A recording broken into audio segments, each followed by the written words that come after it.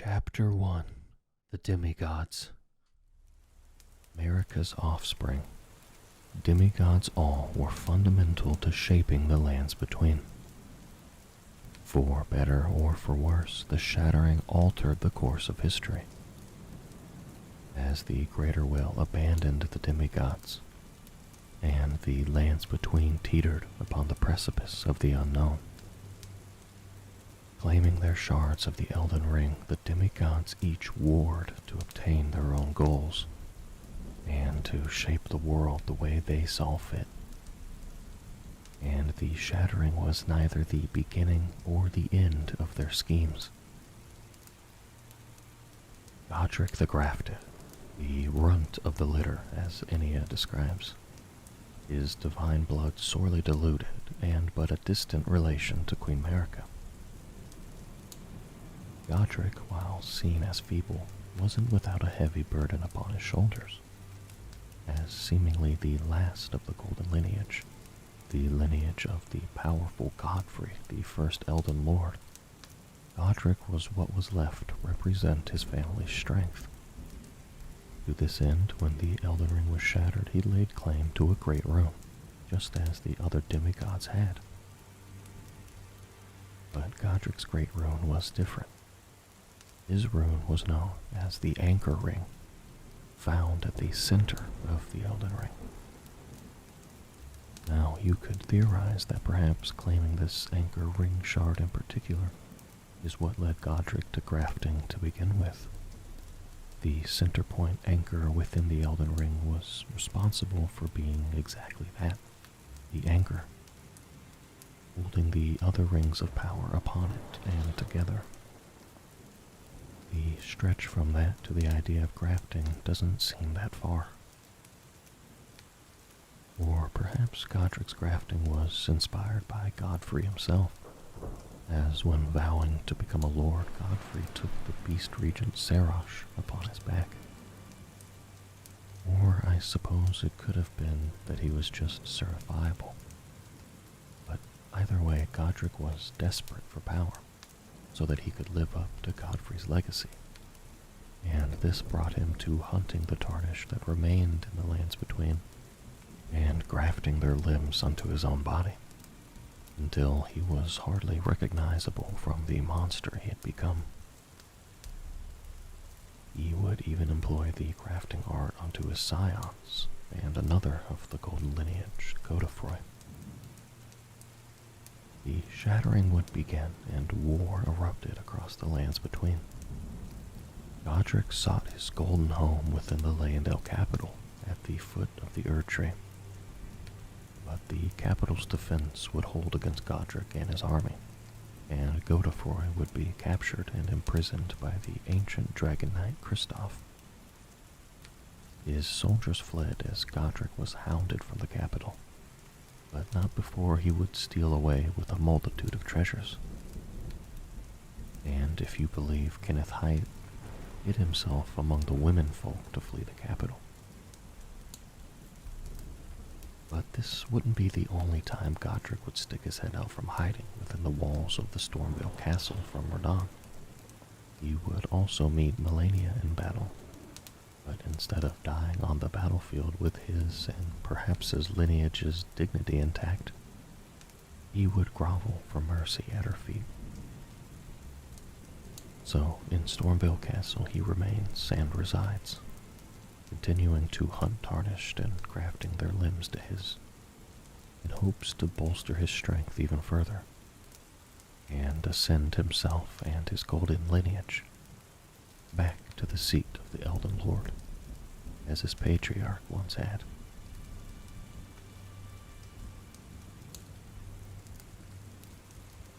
With destined death confined, the Golden Order was created. But death wasn't to be contained forever.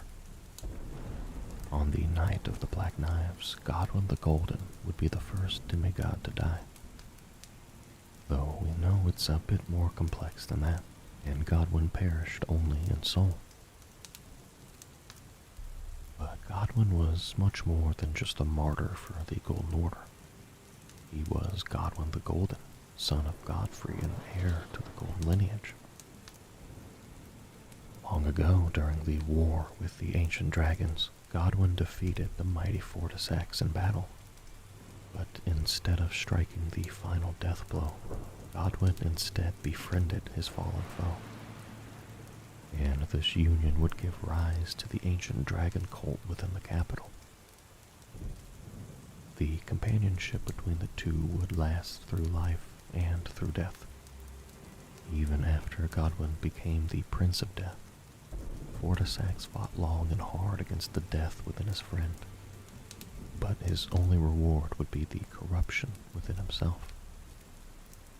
Ultimately, Godwyn's legacy would be defined by his death, a death that would alter the lands between to come, and altering the cycle of life and death as we know it. Some of his siblings would mourn for him, and some, like Ronnie, were even the ones to plot his death. Melania, along with her twin brother Mikola, were born to parents Marika and Radogod, born of a single god, and as such they are both Empyrean. But ever since birth, Melania has been afflicted with scarlet rot. And in her youth, Melania would encounter the one who'd become her mentor, the man with his flowing blade. A man who was spoke of in legend as the master of the sword, garbed in blue with a curved blade that was patterned after flowing water. And with sword in hand, he would seal away an ancient god, a god that was rot itself. Through the teachings of her mentor and his flowing blade, Melania would gain wings of unparalleled strength. So much so that by the time of the shattering, Melania would have never known defeat in battle, regardless of the putrefaction of her body harboring the rot within itself. And during the shattering, after claiming her shard of the Elden Ring, the great rune that should have been the most sacred of all, she would come to blows with General Radahn, her half-brother, as the two most powerful gods clashed in the Battle of Aeonia. Neither Melania or Radahn would be the victor in their battle, a battle that wrought nothing but devastation for everyone involved, as well as for the lands of Caelid. In their fight, Melania allowed the scarlet flower to bloom, plaguing Radahn and his armies, and the land with the scarlet rot, and placing Melania into a deep slumber. It is said that if the scarlet flower blooms a third time, then Melania will become a true goddess. During her deep sleep after the second bloom, one of Melania's knights and one of the few survivors, a clean rot knight named Finley, would carry the slumbering demigod all the way back to her brother's Hallig tree. The knight would do this alone, warding off all manner of enemies along the way. And so, at the base of the Hallig tree, the demigod Melania still slumbers from the effects of her scarlet bloom.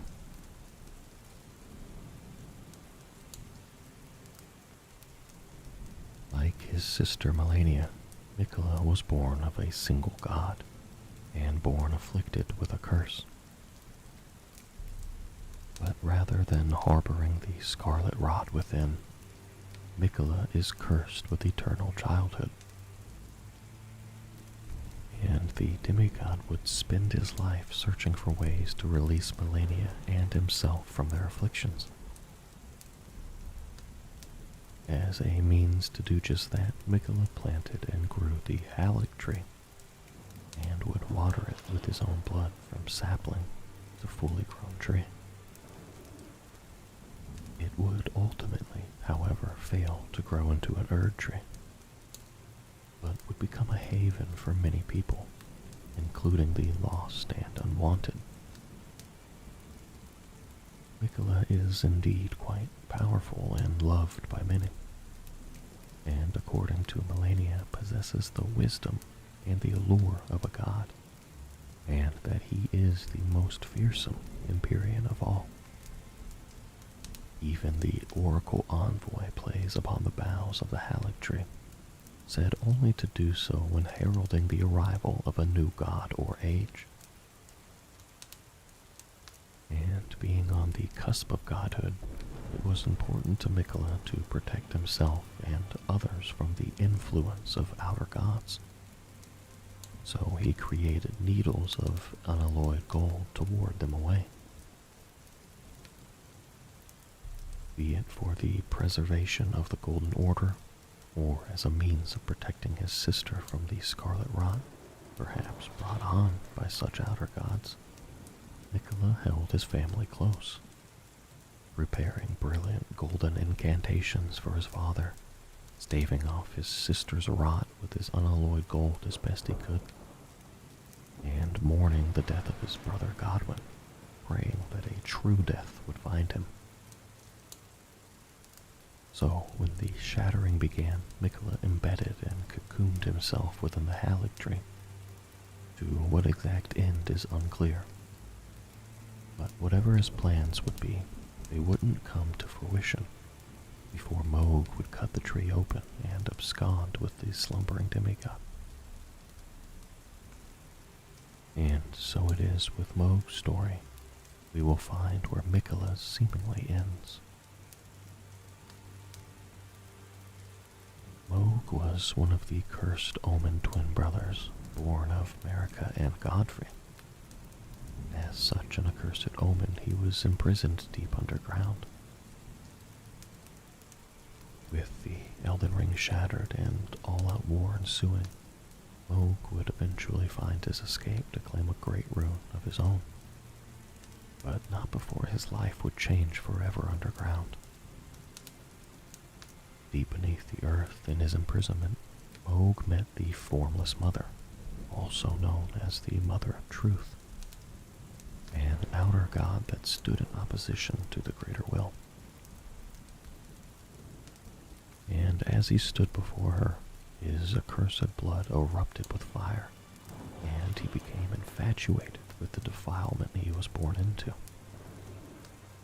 The Mother of Truth bestowed power upon his accursed blood, and when claiming his great rune, Moog would soak that in blood, as he wished to usher in a new age, a new dynasty covered in the blood of his curse. The Mohgwyn dynasty. To achieve this goal, Moog would cut the slumbering Mikola out of his Halig tree and return the demigod to his mausoleum. There he hoped he could raise Mikola to full godhood and become his consort, so that together they would have the power to usher in the visions of Moog's bloody dynasty. But no matter what Moog tried, he would never get a response from the young Empyrean. And so Moog patiently slumbers as well, next to the divinity, awaiting his awakening and the start of his new dynasty. Orgot, twin brother of Moog, also born of royalty, but still an accursed omen to be imprisoned deep underground. That is where these twin similarities would end, as Morgoth's ambitions were directly opposite to his brother's. After the Elden Ring was broken and he claimed his great rune, Morgoth would return to his home, the Leyndell capital at the base of the Erdtree. He was, after all, its rightful king, born of the golden lineage. There he would protect the Erdtree against all that harbored ambitions of becoming the next Elden Lord. He took this upon himself, though he was not loved in return, for he was never loved, but nevertheless he loved the Erdtree all the same. During the shattering, Morgoth took on the identity of Margit, the Fell Omen, and slaughtered countless champions. So much so that he became a tale of horror for those that harbored ambitions for the Erdtree or lordship. And Morgoth was not to be taken lightly at all. In fact, if he held ambitions for the Elden throne, he may very well have achieved it. We even see a depiction of him besting General Radahn while he attempted to claim lordship. But Morgoth cared not for any lordship himself and considered his siblings traitors to the Golden Order. And so Morgoth sits in protection of the Erdtree, snuffing out the flame of ambitions of any who seek it.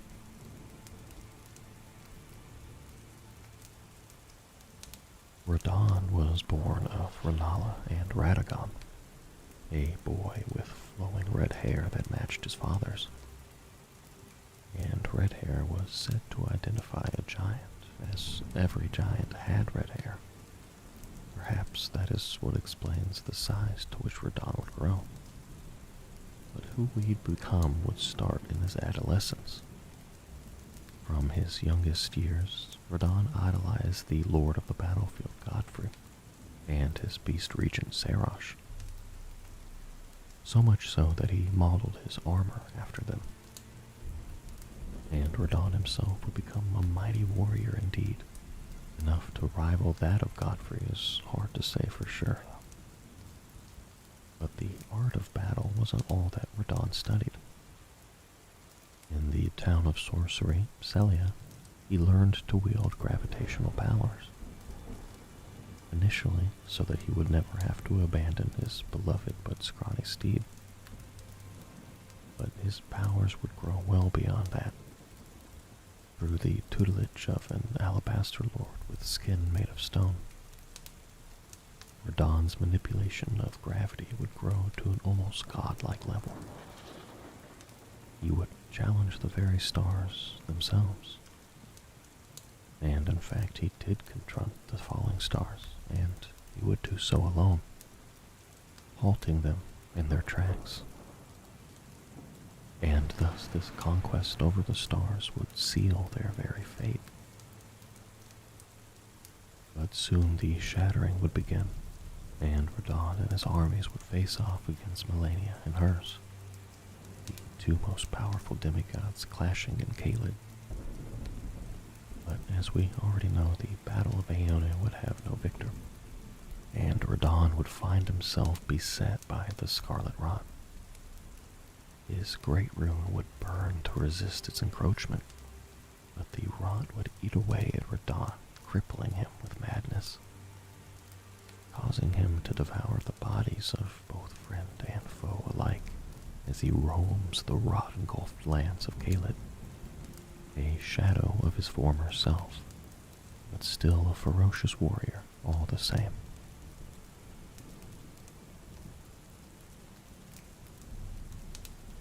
Lunar Princess Ranni, perhaps the most enigmatic of the demigods. Ranni in tale is the daughter of Rennala and Radagon. She certainly regards Rennala as her mother, and even comes to her aid when needed. But Ranni is an Empyrean, which is to be born of a single god, much like the twins Melania and Miquella being born of Marika and Radagon, a single god. But that couldn't be Ranni's case if she was birthed from Rennala. So to try to make sense of it, we need to speculate a little bit.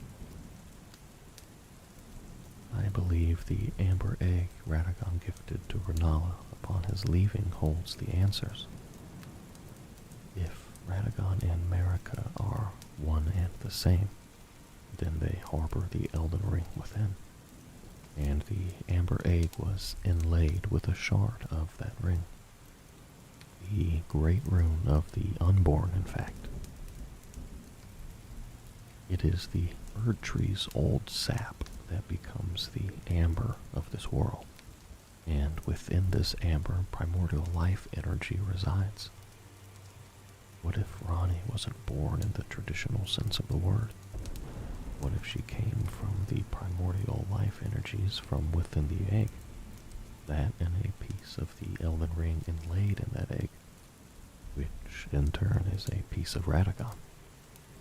If possible, that would explain Rani's Empyrean blood born of a single god. But how exactly she is Empyrean is less important to the impact she would have on the world. In truth, Rani was behind the plot of the Knight of the Black Knives, and she herself stole death, an act that would lead to the death of her brother Godwin.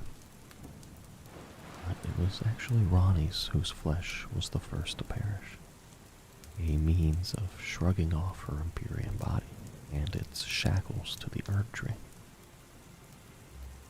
And so, with her soul intact, she housed it within a doll modeled after her mentor, the Snow Witch Renna.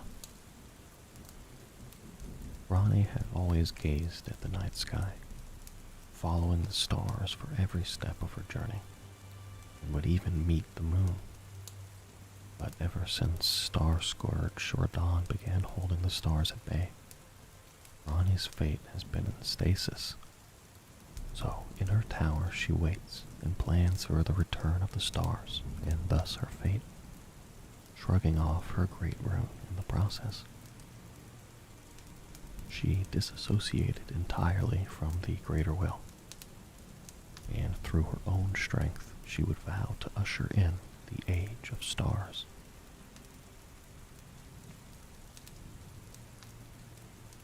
Rykard was born of Renala and Radagon, and would find his home in the volcano manor of Mount Gelmir. It was there that he discovered the ancient hexes of Gelmir, and brought them back into practical use as new forms of sorcery.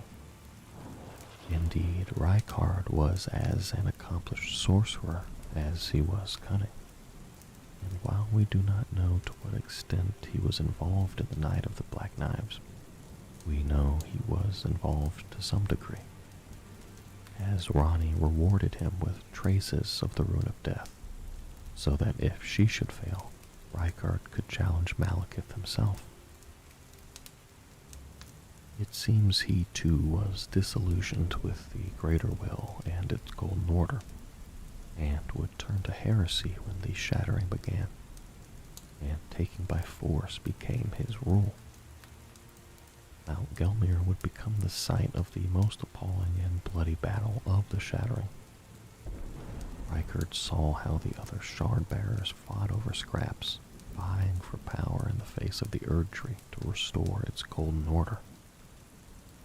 But Rykard refused to do the same. If the Greater Will would debase them so, then he would resist, even if it meant blasphemy. And so it is that Rykard allowed himself to be devoured by the elder serpent that dwelled on Mount Gelmir, great rune and all. And in his vision of the future, seen in his final moments, he saw the great serpent devouring the world. Now Rykard lived within the great serpent, so that he might devour, grow, and live eternally. His consort, the Lady Tanith, would grant heroes an audience with their lord, only so that he might devour them and make them a part of him, become kin, so that the serpent would continue to grow. With their master's aspirations degenerated into mere greed, Rykard's men searched for a weapon with which they might halt their lord. A weapon they would leave in Rykard's chamber beneath the volcano manor, in hopes that one day a champion would wield it against their former lord. Chapter 2: War in the Lands Between. The drums of war, a melody all too familiar reverberating across the lands between. From the founding of the Golden Order to the Shattering, power and influence have been bought with blood and steel. These sword monuments erected near the sites of past battles give us a glimpse into what defined each of these wars. Conflicts that would shape the very future of the lands between and its inhabitants, The War Against the Giants. As previously stated, the Erdtree became the embodiment of order through their victories in war. And the war against the giants was America and the Greater Will's chance to take out the biggest threat to the Erdtree and establish themselves as the undisputed rulers of the lands between, marking the beginning of the era of the Erdtree. So while we can't cover every war waged by the Greater Will, we can go over the most important. At this time, the King Consort and Elden Lord Godfrey was the Lord of the battlefield, and would lead the Golden Order in the war against the Giants. I think the biggest reason for the Order's invasion of the Giants' mountaintop was their flame, the Flame of Ruin, which was capable of burning the Erdtree. That and the giants considering themselves the mortal enemies of the Erdtree. So if you're looking to establish a dynasty, kingdom, legacy, or anything in between, you'll likely want to conquer the one thing that poses a threat to your rule. And that is exactly what Godfrey and his army set out to do. Both sides would receive help from an outside force. The fire giants borrowed the power of a fell god in order to aid them in battle. And Godfrey and his armies would receive the help of the trolls, who, though not as large as the giants they descend from, would still be impactful in the war to come. Eventually, Lord Godfrey and the Golden Order would be victorious over the fire giants. But soon after, it would be realized that the ruinous flames of the giants would never die out. And so it was sealed and appointed guardians to keep watch over it. Queen Marika would also mark a single surviving fire giant with a curse. O trifling giant, mayest thou tend thy flame for eternity. The routing of the ancient dragons. Not much is known about the ancient dragon's assault on the royal capital Leyendell, including the why. The great ancient dragon Grandsax did rain calamity down upon the capital city, an event marking the only time in historical record that Leyendell's walls have fallen. But this also marked the beginning of the war against the dragons. Grandsax would ultimately be defeated, his body still laid across the capital to this day for all to see. The forces of Leyendell fought hard to rout the ancient beasts from their city, and Grandsax's attack even prompted an epiphany for some of the Erdtree sentinels, that the only way to truly protect the Erdtree was to become dragons themselves. So dragons they attempted to become. But the shining hero of this story was Godwyn the Golden, son of Marika and Godfrey, and heir to the Golden lineage. He fought the ancient dragons to their last, the dread Fortisax, who was called the mightiest boulder stone. Godwyn would defeat even this mighty dragon in combat. But instead of striking the killing blow, Godwyn chose another route. He would instead befriend his fallen foe, an event that would give rise to the ancient dragon cult within the capital, and conclude the routing of the ancient dragons from the royal capital. The First Liurnian War. As the Golden Order continued to expand its influence across the lands between, their sights would be set to Liurnia of the Lakes. Radagon would march the Golden Order into Liurnia for the first time, and it was through the war fought in Liurnia that Radagon joined the ranks of heroes. But since very little is uncovered about the First Liurnian War, I think it's safe to assume that it was this time that the Golden Order would be routed, at least until the coming of the Second Liurnian War. The Siege of Castle Morn.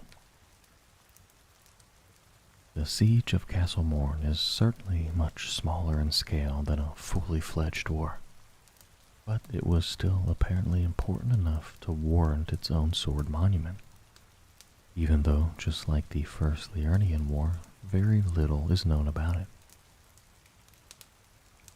The monument mentions a lone hero fighting for vengeance, and it's likely the same person mentioned in the Grafted Blade Greatsword, which is meant to be a revenger's weapon belonging to a lone surviving champion from a country now vanished.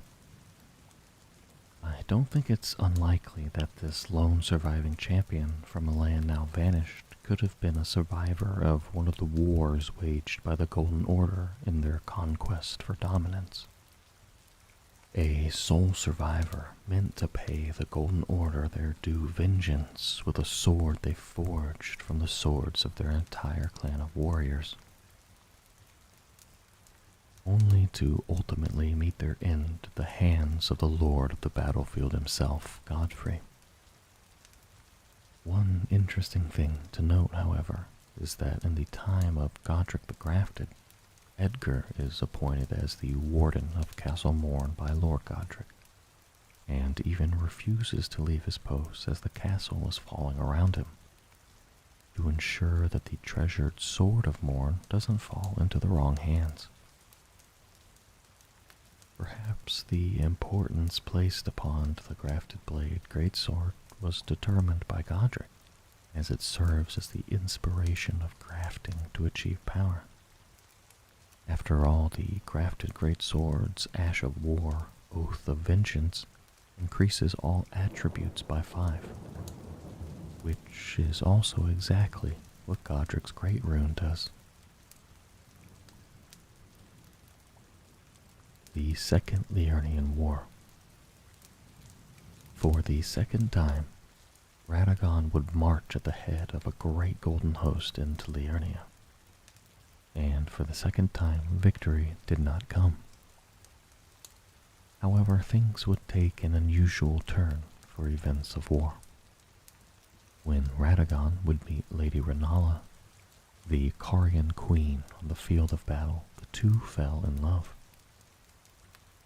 Radagon repented his territorial aggressions to the Carian Queen, and after bathing in celestial dew at the Church of Vows, he and Renala were wed to one another. Thus the conquest of Liurnia into the Golden Order was not achieved through bloodshed, but rather through matrimony, as the Order of the Erdtree and the Fate of the Moon were conjoined. I guess sometimes war can have a happy ending. The Star Scourge Conflict. Another conflict that isn't an outright war, but still merited its own sword monument, and is honestly too badass to not skim over, is the Star Scourge Conflict. In Radagon's youth, he studied the art of gravitational magic, taught to him by his Alabaster Lord Master in the town of Celia.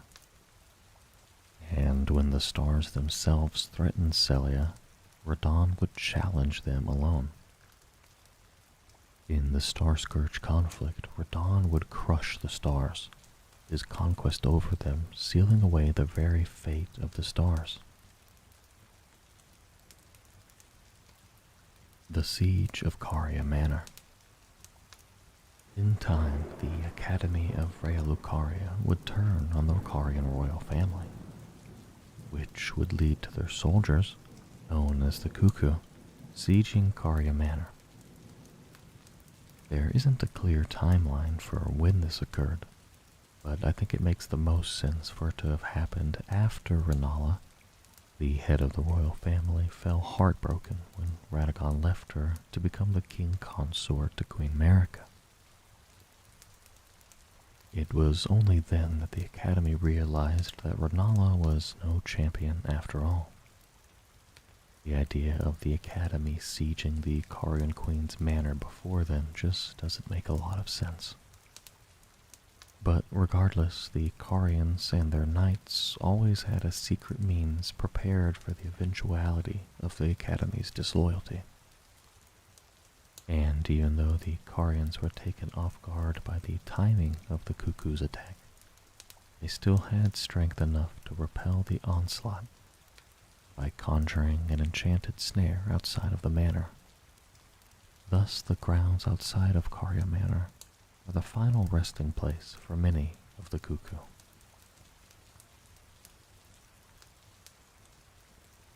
The Assault on Volcano Manor. The assault on Volcano Manor is what I believe to be the first conflict of the Shattering. It's emphasized as a front against Reichard's path of blasphemy, as after taking on the form of a giant serpent, Reichard would begin granting audience to varying heroes, an audience wherein they were welcomed solely by the maw of a great serpent. This continued deceit and blasphemy from Reichard would become something that the Erdtree and its Golden Order could not abide any longer. And so a piece of Leyendel's army was forced to march onto Mount Gelmir in an attempt to put an end to Reichard. I initially assumed that all of the other separate armies within the Shattering would have shared similar concerns and would form an alliance for this cause. But the only soldiers and knights we see on Mount Gelmir are from Leyendel. And as we read from the Sword Monument, this would be a violent and bloody, unending war that we see is still being continued by the time the Tarnished arrives. The first defense of Leyendel. As the Shattering continued, the royal capital of Leyendel was the crown jewel. If you held the capital, you held the Erdtree. And I guess that's probably what you wanted to do if you were a demigod with a newfound power and a land still in the throes of the shattered Elden Ring and disappearance of Queen Marika. And so Leyendel would be sieged on more than one occasion. The first was partly the doing of the Golden Lineage, more namely Godric. I think this is made apparent by the capture of Godefroy the Grafted, certainly of the same heritage as Godric, who was captured by Dragon Knight Kristoff after the first defense of Leyendel. So when Godric and his army were hounded from the capital, they presumably made their return towards Stormveil Castle. But the Sword Monument mentions an alliance rotting from within during the first defense of Leyendel. Was this alliance perhaps between Godric and the capital city? Being from the golden lineage of Godfrey himself could have allotted him some clout and trust within the capital, and perhaps in a ploy for power, Godric betrayed that trust and was chased from Leyendel. Or is the word rot from the Sword Monument a clue as to whom Godric was allied with during the failed attempt at sieging Leyendel? If it was Malenia that Godric allied with, and perhaps betrayed for one reason or another, then that would make sense of the next Sword Monument. Godric's defeat to Malenia. There isn't much information that pertains to the battle between Malenia and Godric, and the Sword Monument pretty much sums it up. If you believe Kenneth Haight, Godric lost to Malenia in battle after insulting her, only to lick her boots then die like a man. Was the insult what caused the Sovereign Alliance to rot from within? Or maybe the insult came during Malenia's march southward that started from the Liurnian Highway. which would have directed her right past Stormvale Castle, from inside which Godric was hiding from Radahn. The second defense of Leyendell. The second defense of Leyendell was just as much a success as its first. This particular defense was led by the fell omen Morgott, who was born of the Golden lineage and was thus technically the Lord of Leyendell. This is depicted in the opening credits as Morgott defends Leyendell from Radahn and his army. In doing so, Morgott routed one of the most powerful demigods and their armies from the capital and from the Erdtree. Something I think is often overlooked or underestimated about Morgott. He was the protector of the Erdtree, slaughtering countless champions, and becoming an absolute horror to anyone who harbored ambitions for the Erdtree or for lordship. The Battle of Aeonia. The Battle of Aeonia, likely the most famous and world-altering battle to take place in the lands between, and certainly so during the Shattering. Malenia and Radahn, the most powerful of demigods, would clash in a battle to which no victor would emerge. After these two powerhouses fought themselves into a standstill, Malenia allowed her scarlet flower to blossom into an explosion of the scarlet rot she was afflicted with. And while the Geneva Convention considers biological warfare a war crime, the only consequences Malenia would have to endure were having it drain her of her strength and the rot destroying the land of Caelid and infecting everyone nearby with the scarlet rot, including Radahn, who even to this day is cursed to wander the desolate and infested lands of Caelid, waiting for a mighty champion to bring him a final battle, one last taste of war, and to bestow upon him an honorable death. Chapter 3. The Gloam-Eyed Queen. The Gloam-Eyed Queen, she who led the Godskin Apostles in their god hunts, even in a time before the Greater Will's influence would crash land in the lands between. But who was this mysterious and purple-eyed queen?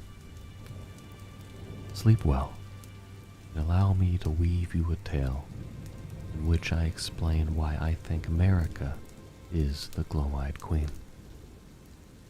Something that we know for sure about the Gloam-Eyed Queen is that she was the leader of the Godskin Apostles and an Empyrean chosen by the Fingers.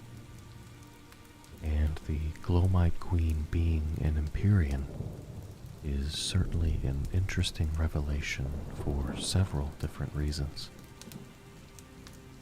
including that the Godskin Apostles are almost certainly in opposition to the Greater Will and their Golden Order. And while being an Empyrean isn't something new, according to Gallery, the Empyrean were born during the age of the Elden Ring and Queen Marika, meaning that there aren't likely any Empyreans that we haven't heard of at this point, as their purpose is to succeed Marika and become the new god of the coming age. The Empyreans that we do know of are Ranni, Miquella, Malenia, and Marika. These aren't certainly the only Empyreans to exist, but I think it's more likely than not, considering how rare and important Empyreans are. Why would we not know of each of them at this point in time?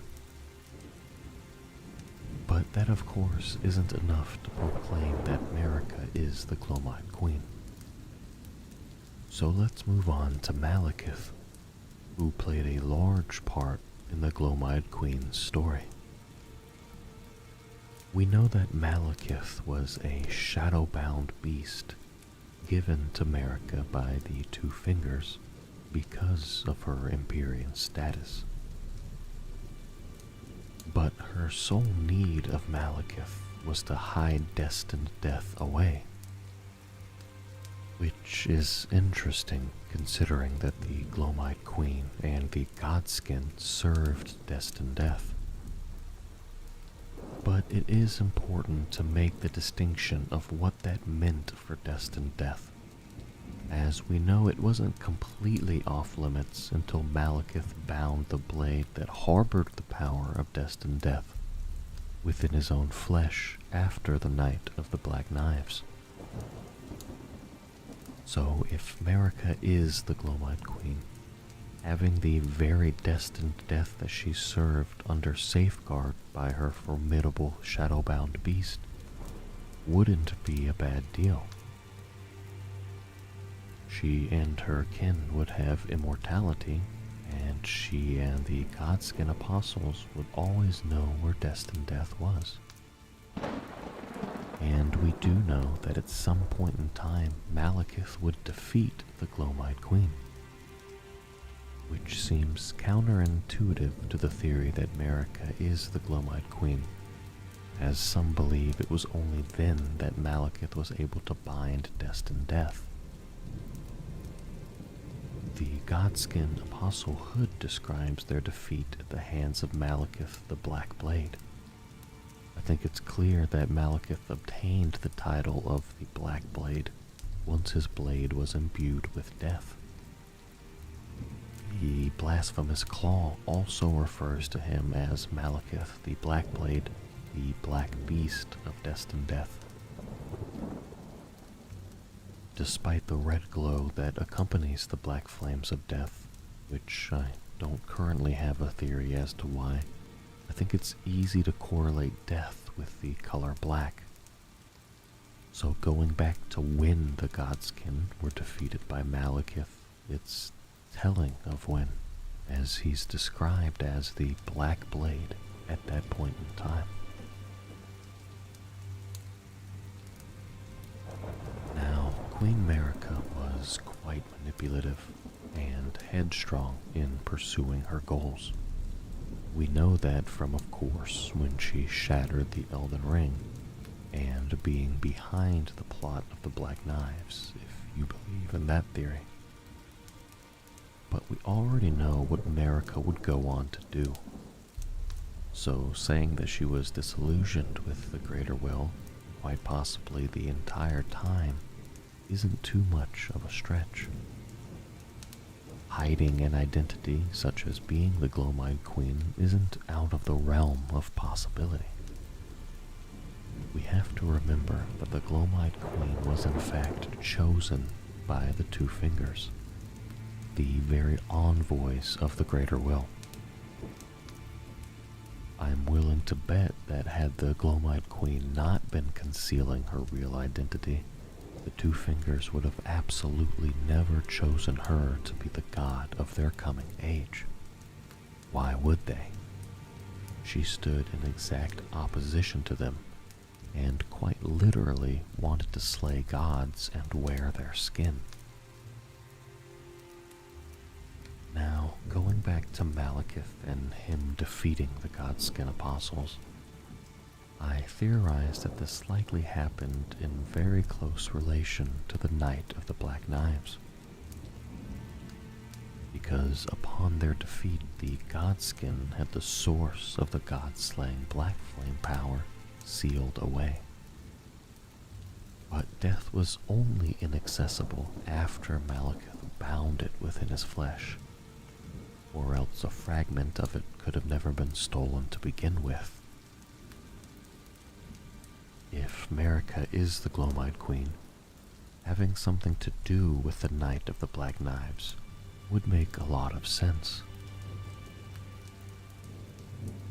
But if Marika was revealed to be the Gloam-Eyed Queen during the unfolding of these events, then Malekith would be duty-bound to go after the Empyrean he was bound to, as it is to become a shadow-bound beast, should their Empyrean turn against the Golden Order. We see a similar situation during Ranni's questline, with Blythe becoming the baleful shadow meant to hunt her. So, to me, it's interesting considering that and looking at the beast eye that Malekith, disguised as Garank, gives us to help find Deathroot.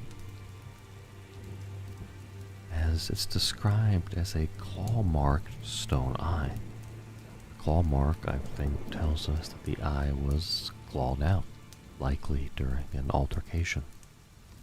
The eye, of course, also has a purple color to it, and is intrinsically linked to death, kind of just like the Gloam-Eyed Queen. A piece of her likely taken when Malekith defeated her in battle. The eye being stone is kind of curious as well, considering that when we do find Marika within the Erdtree, she has also become stone, and is missing one of her eyes. This is likely when Marika and Radagon became one, if I had to guess, as we know they weren't always one and the same, and they needed a means to control her since she was still the vessel for the Elden Ring. Something that the Two Fingers tell us they didn't even revoke from her after the shattering of the Elden Ring. But she eventually does just that. A final attempt at undermining and destroying the Greater Will's control over her and the lands between, which still, of course, lines up with the goals of the Gloam-Eyed Queen. Going back to Malekith a final time, and revisiting the description of his remembrance, which mentions that Marika betrayed Malekith, I think it's important to flesh that out, especially in considering that Marika is the Gloam-Eyed Queen. The betrayal that I think that's been the default idea is that it was her giving him destined death, or perhaps her going on to shatter the Elden Ring. But I don't think it's either of those things. Simply having him lock destined death away isn't a betrayal.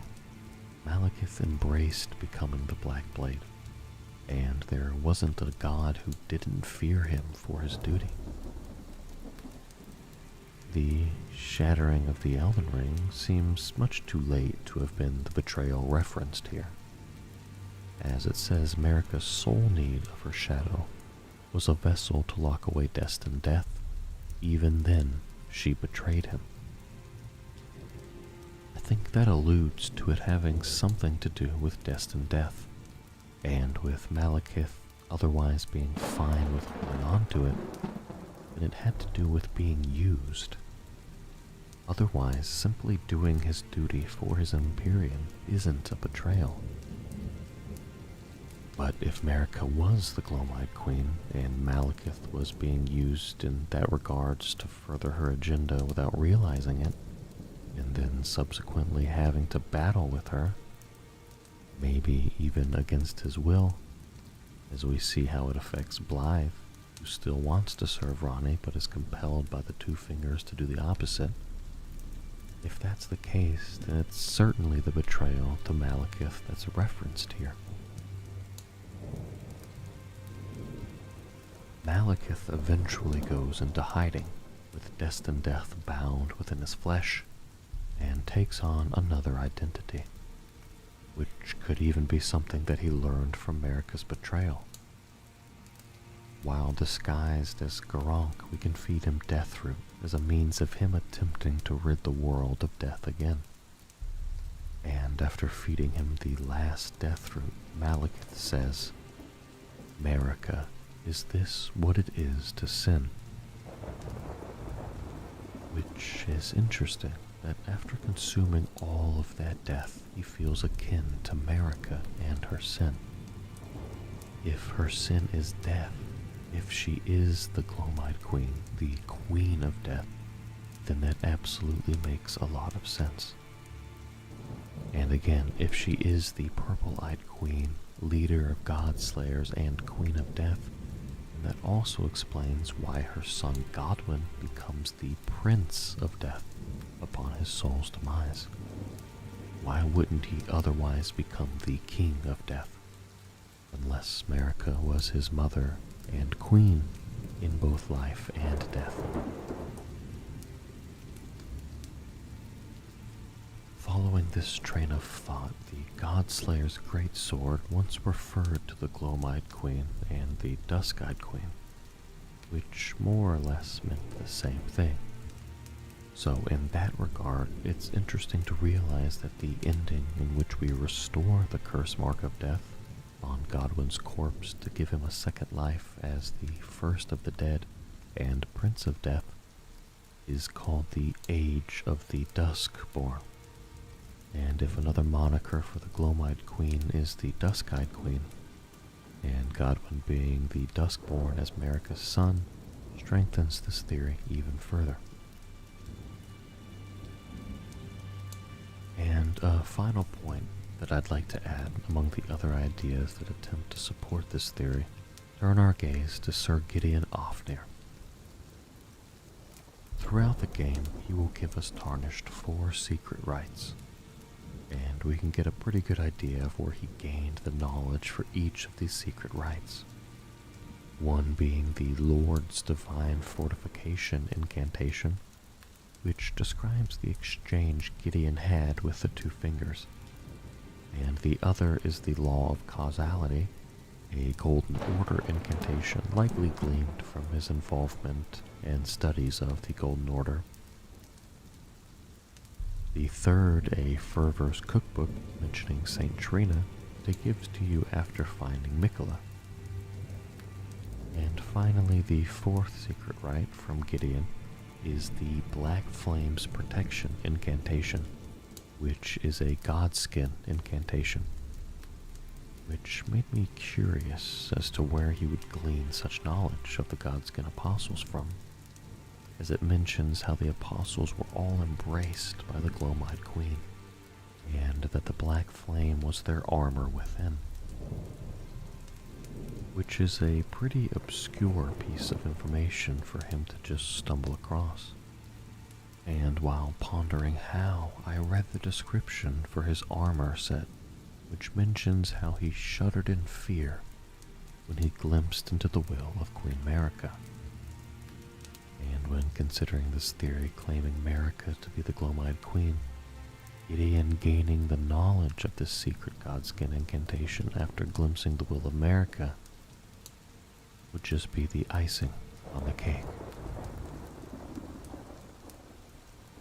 Chapter 4: Ancestral Spirits.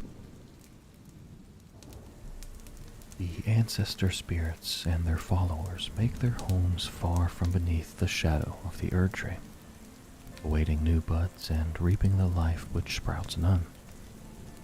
A tribal and shamanistic kind, the ancestral followers worship the hallowed Ancestor Spirits, who to them embody the cycle of life and death. A first encounter with an Ancestor Spirit is a breathtaking experience. These antlered spirits exist as a phenomenon beyond the purview of the Erd Tree, and are quite beautiful beasts in a haunting sort of way. The horned ancestral followers live a very specific lifestyle, abstaining from the use of letters or any sort of metalworking. They also participate in a very specific ancestral spirit worshipping faith. The ancestral followers believe that life sprouts from death, just as life sprouts from birth, and that is simply the way of living. But before we go any further, I believe it's important to first talk briefly about the Crucible, as the ancestral spirits and their followers are likely one of the species molded by it. There are a few definitions of the word crucible, one being a severe test, another being a container in which metal or other resources are melted in, and the final being a place or situation in which concentrated forces interact to cause or influence change or development. I think the latter describes the crucible of life mentioned in Elden Ring, though I suppose you could argue that a crucible container could also be a place to change or develop something, but I digress. The crucible is the primordial form of the Erdtree, and is close in nature to life itself, and is even considered an ancient holy essence. The crucible shaped the life that would come to be in the lands between, and we learn from the crucible talismans that though in ancient times the crucible was viewed as a signifier of the divine, and now that civilization has advanced, it's viewed with increasing disdain as an impurity. That's why the misbegotten are held in punishment for making contact with the crucible. The crucible talismans also represent knots, scales, and feathers that were said to have grown upon human bodies long ago, before evolution took that away. That leads back to my belief that the ancestral followers are a race conceived from the crucible. As we've learned, the early races would often have things growing from them that would eventually evolve away, but that tradition is still long-standing within the tribal race of ancestral followers and their religious practices. The focal point of this religion is the budding horns, which will begin to sprout upon beasts that typically do not bear horns, and is also believed to be a vestige of the primordial crucible. This is the beginning of an ancestor spirit's metamorphosis, if you will, as the ancestral followers believe that the budding horns of a long-lived beast will continuously bud like antlers, repeatedly over and over again, until one day the beast becomes an ancestral spirit. As previously mentioned, the ancestral followers live far from the Erdtree, and they do so to await new buds, which they believe are certain to sprout from their own flesh, as well as their very souls. We know that souls are meant to return to the Erdtree upon their body's death, which is why I believe the followers reside so far from the Erdtree, as a means to circumvent that. The Ancestral Spirit's horn tells us that new life grows from death, and from death one obtains power. The power from death the ancestral followers seek is that of the sprouting new buds, as that new life grows from death. And they seek to keep their souls from returning to the Erdtree, as they know that these buds can grow from their souls as well. Doing so allows for more bud opportunities, and more buds means more potential ancestor spirits. The regal ancestor spirit specifically is referred to as a king, so the importance placed upon these beasts by the ancestral followers is quite high. But I also wonder if the ancestral followers have found a way through ritual or magic to collect souls of the nearby dead before they are able to return to the Erdtree. The winged Greathorn tells us that the axe is considered to be envoys' wings, and are made to reap the lives of beings that don't experience sprouting. Or perhaps they simply destroy the souls of beings not sprouting buds, to keep them from returning that power to the Erdtree.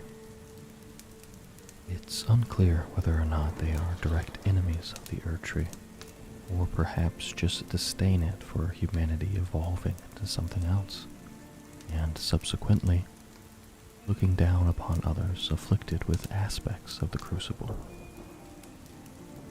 The ancestral beasts may be the closest beings to the crucible itself, and why they are held to be so sacred.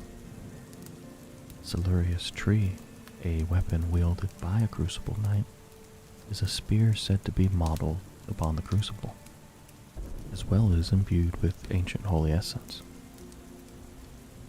If we look at the spear, we can see antlers that appear to have grown upon themselves over and over, much like the sprouting of new buds repeatedly like antlers, being the process in which the ancestral beasts are created. They may be the purest form of the crucible that has yet to evolve into something else. And we know that the crucible's essence was once considered holy, and is likely why these spirits are still worshipped to this day. A final question I would pose is this: is our trusty steed Torrent destined to one day become an ancestral spirit? What we know about Torrent is that he is a spectral steed, and as far as I'm aware, steeds do not typically have horns such as he does. Which brings me back to the budding horn growing on beasts that do not typically have horns, to perhaps one day become an ancestral spirit. Pair this with Torrent's ability to double jump, leaving behind traces of faint blue magic, just as an ancestral spirit does.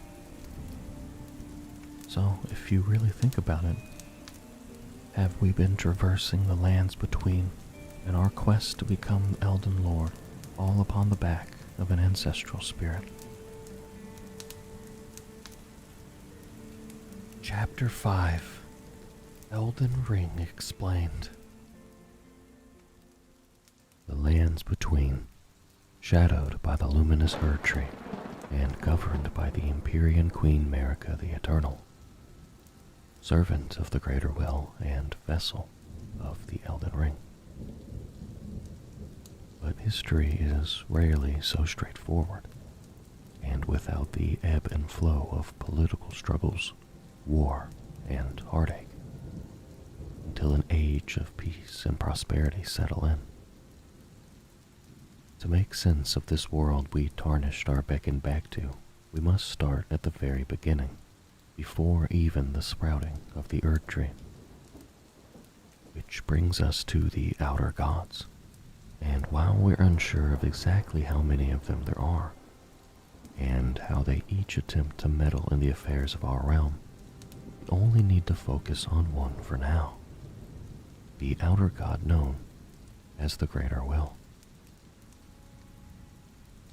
Long ago, the Greater Will sent a golden star bearing a beast into the lands between, which would later become the Elden Ring.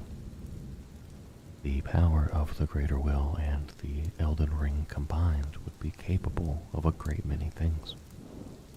One being the creation of the Erdtree formed from primordial matter.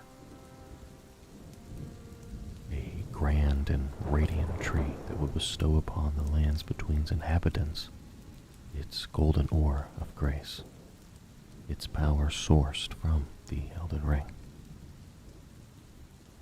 Also, through the assistance of the Greater Will, Queen Marika would rise to rule the lands between, and was made the vessel of the Elden Ring itself. The Golden Order was established, and the age of the Erdtree had begun. But this age was born amid conflict, as the Golden Order sought to expand the influence of the Greater Will. To bolster her position, Queen Marika took a consort, a great warrior named Hoarlu, who, in becoming Marika's husband and subsequently the first Elden Lord, changed his name to Godfrey. In his vow to become a lord, Godfrey took upon his back the Lord of Beasts Serash to guide him, and to suppress the ceaseless lust for battle that raged within his past self, Hoarlu. But opposition to the Erdtree was widespread at the beginning, and it would only become the embodiment of order through countless victories in war. Godfrey was the lord of the battlefield and would bring them many victories. But the Golden Order wouldn't hold the lands between through war alone. America needed to ensure that their rule and their order didn't end with her. To this end, she struck with more than a single strategy. With Godfrey as her husband, they would start the Golden Lineage, bringing 3 demigod children into the world. There was Godwyn the Golden, and born graceless with horns adorning their heads were the cursed Omen twins, Morgoth and Moog, who were subsequently imprisoned and kept underground, hidden from the rest of the world. But a lineage is only as good for as long as it lasts. America wished for herself and the demigods to have life eternal. Legend says that the Empyreans have wolves for shadows, and Queen Marika was no exception to these shadow-bound beasts. Malekith the Blackblade was the shadow bound to Marika, and she used her shadow for a sole purpose: to seal away destined death. Malekith was a loyal half-brother to Queen Marika, and would imbue destined death within his blade to seal it from the world. And with death sealed, Marika and the demigods could live life eternal. The Order would soon clash with seemingly their most dangerous foe standing in the way of the lands between being completely under the influence.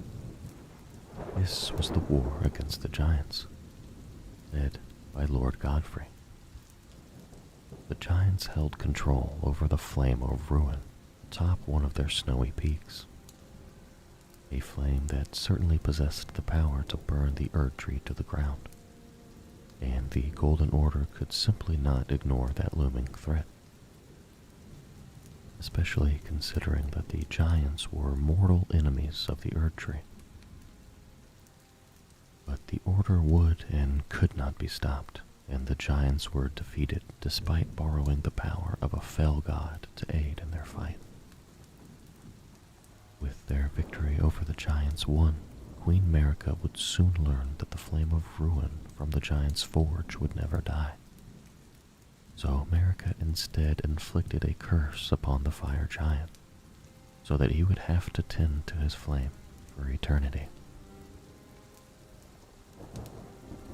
With the future of the Golden Order cemented and the largest threat to the Erd Tree quelled, Marika set her sights to continue expanding the influence of the Greater Will within the lands between. This sight would bring war to the region of Liurnia, home to the Sorcery Academy of Leia Rukaria and the Carian royal family. The head of both the Academy and the royal family was a woman named Renala, an extremely talented sorceress whose lunar magic marked her as the Academy's champion, and later its master. And she would go on to establish the House of Caria as royalty. To lead the upcoming battle for Liurnia, Marika would send Radagon at the head of a great golden host. But Radagon is an incredibly interesting character, so much so that it warrants a brief explanation apart from the story. In truth, Radagon was Marika, and Marika was Radagon. They were one and the same. They are two beings residing within one god. This we can learn by casting the Law of Regression incantation in front of Radagon's statue within the Leyendell royal capital to reveal its secrets. Now, there are still unknowns in regards to this revelation. What we do know is that Radagon and Marika were absolutely two separate physical beings. Now, whether they were two beings with a single unified consciousness, or if they each had their own independent from one another, or where things aren't entirely clear. However, it was important to relay that information to you now. The Golden Order's invasion into Liurnia would end up being a successful one, but not through the means they had expected. When Radagon met Lady Renala in battle, he would soon after repent his territorial aggressions, swear his love to Renala, and take the Ikarian Queen's hand in marriage. The Golden Order and the Fate of the Moon were conjoined, and through this union the influence of the Greater Will would preside over Liurnia, uniting the provinces of the lands between. It is unclear exactly how long this marriage would last, but it was long enough for Radagon and Renala to have 3 demigod children of their own. Their children were General Radon, Praetor Rykard, and Lunar Princess Rani, who was the only Empyrean to be born of the royal lineage thus far. Time would go on, and the lands between maintained the order of the Greater Will. But tragedy would fall upon Lord Godfrey. After all of the battles he had led and won, after all of the great enemies he had felled, he would face the Storm Lord alone, and fell even him. But then there came a moment when his last worthy enemy fell. It is said that it was then that the hue of grace from Lord Godfrey's eyes faded. But in truth he was robbed of his grace by Queen Marika. For what reason is unknown. But it wasn't just Godfrey whom she divested of grace, but of his warriors too. Consider this dialogue from Melina, as she speaks the words of Marika herself. My lord and thy warriors, I divest each of thee of thy grace. With thine eyes dimmed, you will be driven from the lands between. You will wage war in a land afar, where you will live and die. It was then that Godfrey and his warriors, robbed of their grace, became tarnished, and were exiled from the lands between. Godfrey would lead his kinsfolk from the lands between in what would become known as the Long March. And when it came to an end, Godfrey divested himself of kingship and became a simple warrior once more. With Godfrey banished, Radagon would leave Renala to return to Marika and become her consort, as well as the second Elden Lord. But before he left, Radagon bequeathed upon Renala an amber egg containing a great rune. The departure of her husband left Renala heartbroken, and it was then that those at the academy realized that she was no champion at all. The academy rebelled against the Carian royal family and locked Renala away within the Grand Library, where she was left alone, cradling the amber egg. Upon Radagon's return to Marika, they would conceive 2 more children, the twins Melania and Mikola, born of a single god. And as such they are both Empyrean, but each suffered afflictions from birth. Mikola was afflicted with eternal childhood, and Melania harbored rot within. And time would continue to go on. The 2 fingers were envoys to the Greater Will, and thus with their finger maidens sought a candidate to one day succeed Queen Marika and become the new god of the coming age. Melania, Mikola, and Rani, the only demigods that could claim the title of Empyrean, were the only natural choices. But Ronnie would not acquiesce to the two fingers. She would instead take another direction, leading us to the Night of the Black Knives. In conspiring with the Black Knife assassins, Ronnie would steal away with the Rune of Death from Malekith, and through ritual imbued the assassins' blades with its power. And in the Night of the Black Knives, with their death-imbued blades, the assassins murdered Godwyn the Golden, bringing the first taste of death to the demigods. But in truth, 2 demigods perished that night. While Godwyn was murdered and perished in soul, Ronnie was the first demigod whose flesh would perish.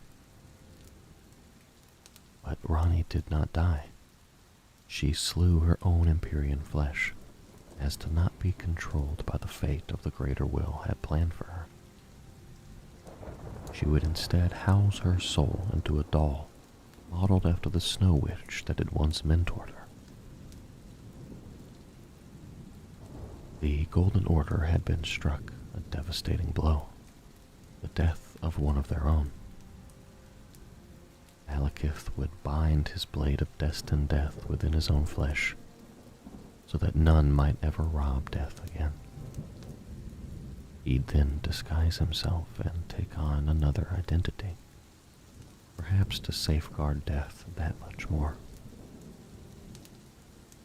Godwyn, the first dead of the demigods, would be taken and buried at the roots of a great tree. But this would ultimately spell more trouble for the Golden Order, as the power of the Rune of Death would spread from Godwyn's wounds into the roots of the tree. This would later spread the Rune of Death across the lands between, through the roots and sprouting the death roots throughout the realm. And these death roots would give rise to those who live in death, yet another plight in defiance of the greater will.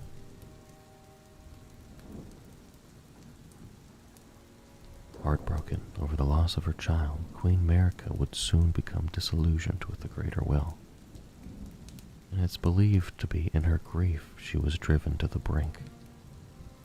She would bring her hammer down and shatter the Elden Ring.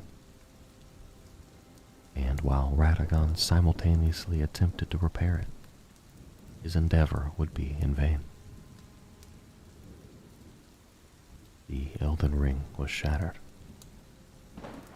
and we learn from the two fingers the greater will's thoughts of Queen Marika. Queen Marika is the vessel of the Elden Ring, carrier of its vision, a god in truth. But after the Elden Ring's shattering, she was imprisoned in the Erd Tree, a grim punishment for shattering the Order, despite her godhood. The fingers speak. Marika's trespass demanded a heavy sentence, but even in shackles, she remains a god, and the vision's vessel. With the Elden Ring shattered and Marika imprisoned, everything within the lands between was turned upside down. The great runes, the shattered pieces of the Elden Ring, were claimed by Marika's offspring, demigods all. But the mad taints of their newfound power would trigger a war. The Shattering. A war in which sibling would raise armies against one another. A war in which there could be no victory. But not every demigod would fight. Some would claim their great runes and turn their attention to different goals. Rykard would allow himself to be devoured by a great serpent. so that he might devour along with it and grow and live eternally. He spent his time devouring countless heroes that would become a part of him, in hopes that they would all together one day devour the very gods.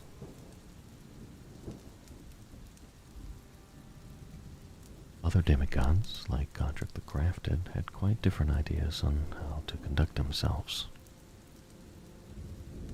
First, he hid himself among the womenfolk to flee the capital, then hid from Radahn in that castle. Then he insulted Melania, lost to her in battle, only to lick her boots rather than die like a man.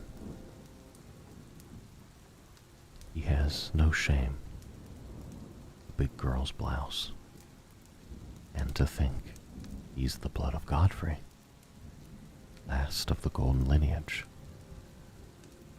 though you almost wouldn't know it to look at him.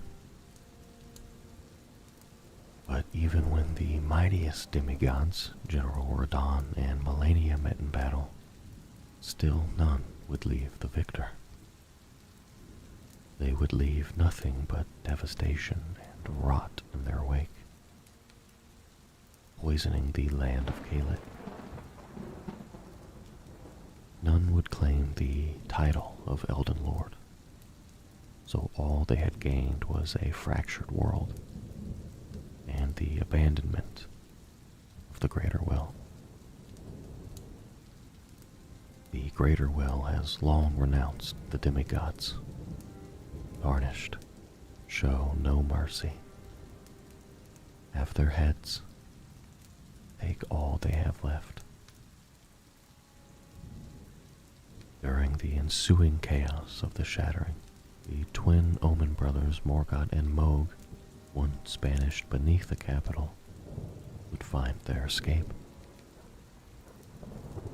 Though each brother had vastly different ideas on how they would spend their newfound freedom. Morgott, though he was never loved by the Greater Will or the Erd Tree, still loved it all the same, and dedicated himself to becoming its protector and becoming the rightful king of the Leyndell capital. Mohg would put his faith in a different outer god altogether, the Formless Mother, who showed him the strength in his accursed blood. To this end, Mohg would steal Miquella away from his Halig tree while in his cocoon form. Mohg wished to raise Miquella to full godhood, so that he could become his consort and take on the role of monarch. But ultimately, he would never receive a response from the young Empyrean, regardless of how much of his bloody bedchamber he shared. The world was in turmoil, broken and bruised. The Greater Will abandoned the demigods just as they had broken the tenets of the Golden Order during the Shattering. To restore the Golden Order, the Greater Will extended its grace back to the once exiled Tarnished, so that grace might grant them life and lead them through the fog back into the lands between, to be guided by the Two Fingers, to rid the demigods of their great ruins, and to stand before the Elden Ring after conferring great runes and becoming the Elden Lord, joining Queen Marika as her consort and restoring the Golden Order and the lands between. But there are many different ways to repair the Elden Ring, and many factions who wish to do so to restore the world in a new image, no longer under the influence of the Erd Tree. And so it all comes down to the Tarnished who would become the next Elden Lord. Will you make the world anew, conferring great runes bestowed upon you by would-be blasphemers? Or would you restore the Golden Order through the guidance of the Two Fingers?